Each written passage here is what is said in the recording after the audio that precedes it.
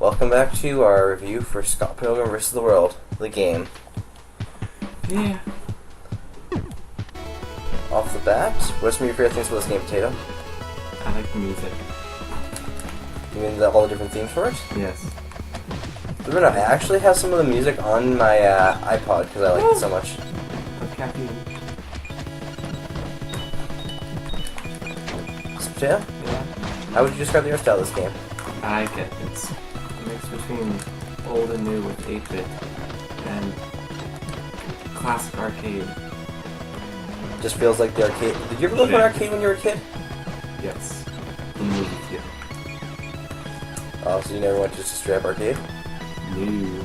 Those exist where I was. No, but it really brings back an arcade feel to it. I love so that the game is sometimes self-referential. Like, did you notice on that bus back there? There was actually a picture of a character that's going to appear later on. I didn't notice that. It's the movie star. Oh. Yeah, I didn't Lucas realize Lee was on the side of the bus. Yeah, I never paid attention to that. I didn't know that. Now, one thing people might know is this game was based off the graphic novels, not the movie. Though both are really a joy to go through.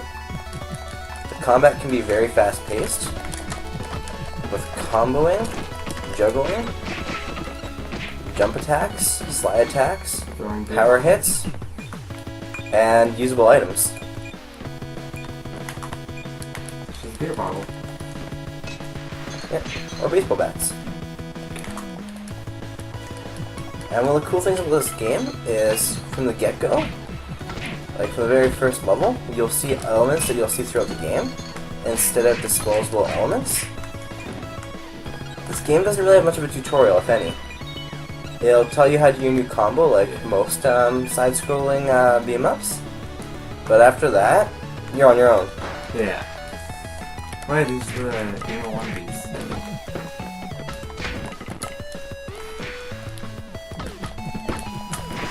And then you can make out if you're Wallace. Oh yeah, each character has their own unique abilities. Some of the characters have the power attacks below grab someone and punch them in the gut, like Scott will do.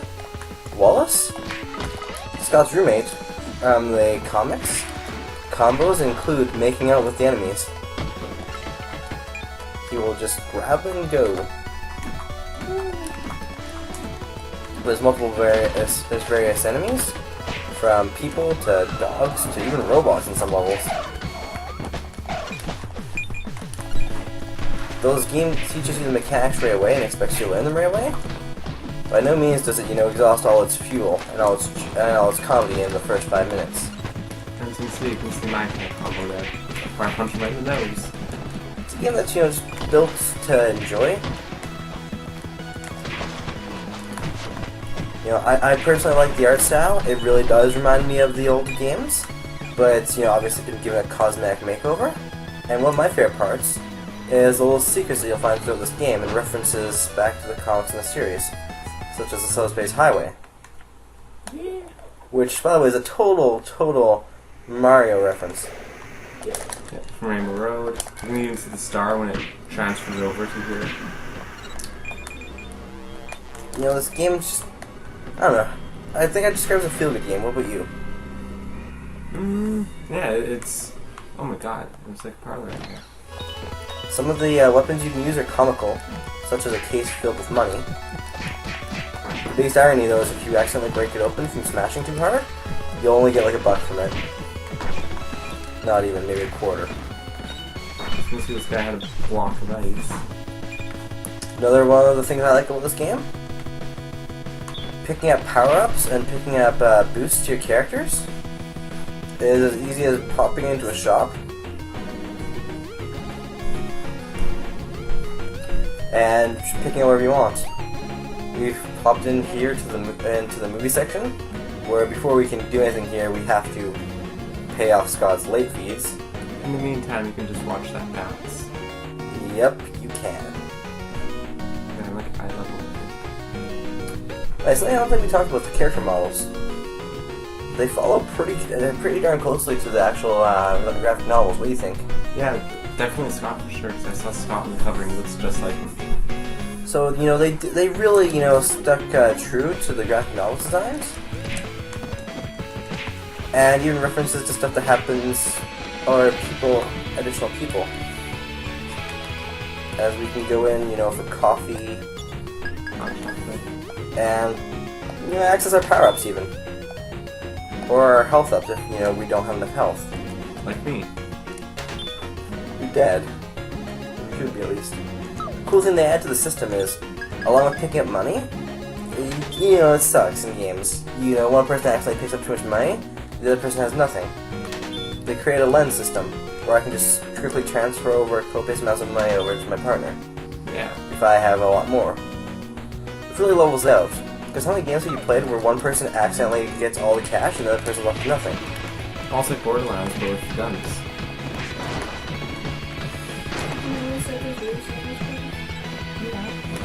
Well, this game takes place in Canada. The mystical land of Canada. This is what's actually confirmed. The cool thing is, you can pop into a lot of these shops, or actual shops. This place. In a lot of games, you have these backgrounds, and they are nothing more than backgrounds.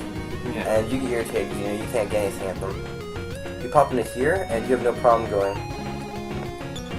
And, there's the creative parodies, Smashing Turnips, Yeah. which is, Smashing Pumpkins reference. More self-referential things like Clash of Demon Head CDs. Crashing Boys. Yep.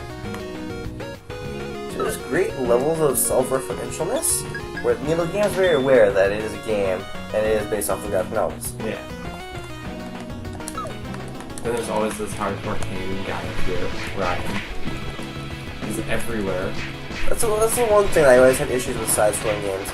Like, in certain areas, it makes sense that there's no one there, because, who wants to be on the road? But in a lot of the side-scrolling games where you, go to a shopping center, there's no one there in broad daylight, which makes no sense.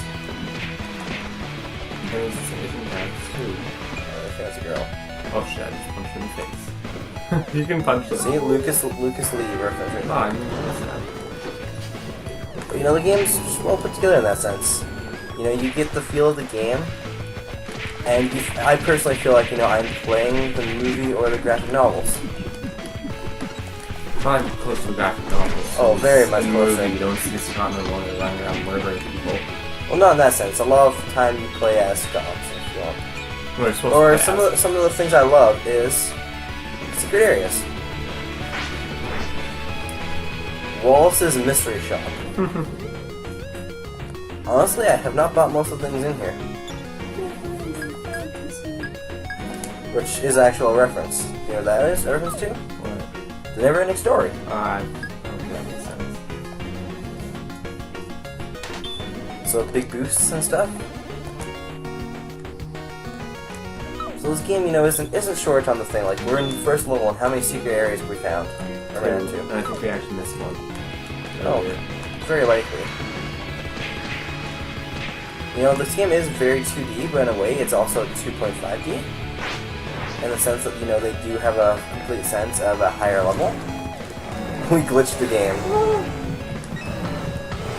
I was gonna say, the game is very few on glitches, but I guess we just, prove that one, how they do some glitches. Actually, when we were versing the Asian twins, and they were in the mech, just at the top of the building, when we went all the way to the top, we had to wait there a bit because it would register us. Oh yeah, that's one of the glitches we had. But other than that, this game's not really high in glitches. And it's pretty well put together. And it's a game that you can play solo, or as we're doing here, co-op, or even up to 4 players. Which, it's kind of like, sometimes you get Castle Crashers feeling for this game. I like Castle Crashers. Just being able to cause mayhem with your buddies. Now, story-wise, it is based off a graphic novel, so the story is pretty solid, considering there are different endings and different aspects of the story for every character that you can play as. Yeah. Every character has their own unique ending.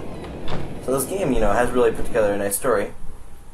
By the way, to get the true ending, you have to play as Ramona. Yeah. If you play as Scott, you get a goofy ending, where Ramona disappears, but Scott ends up dating all his exes, At the same time. And they're all okay with it. Yeah. As he sits on Gideon's throne because he's apparently taken over Gideon's empire. It's pretty crazy.